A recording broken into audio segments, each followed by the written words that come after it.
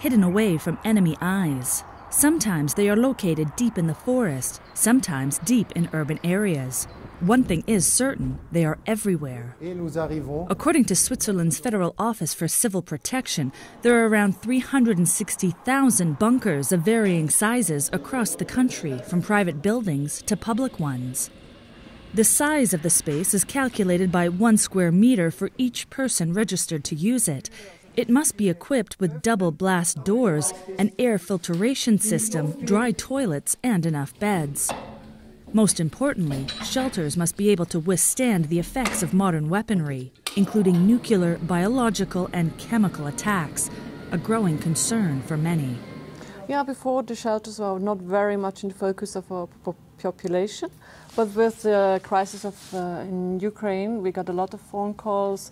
A lot of people were very anxious and wanted to know where they can go to in case of incident. Yeah.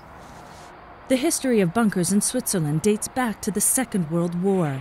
When the Nazis started invading neighboring countries in 1939, the Swiss military dug over 20,000 bunkers to buttress the Alps with fortifications. Some older bunkers have been repurposed for a variety of functions, from a contemporary hotel to a data center, a cheese cellar to even a mushroom factory. This Second World War fortress is now the Healdsberg Fortress Museum. The war in Ukraine has sparked renewed interest in the 1,000 meters of underground tunnels and rooms that make up this fortress. We had 3 queries whether it would be possible to live inside here in case of emergency. Earlier we had none at all.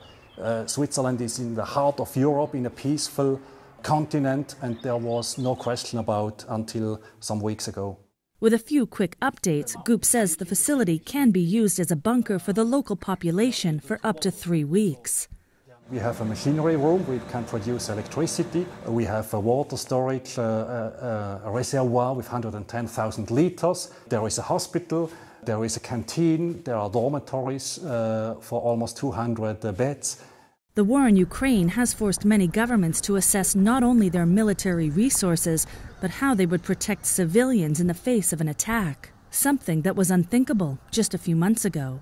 People here are of course hoping they will never need to use the bunkers for their intended purpose, but knowing that they are there adds a sense of security.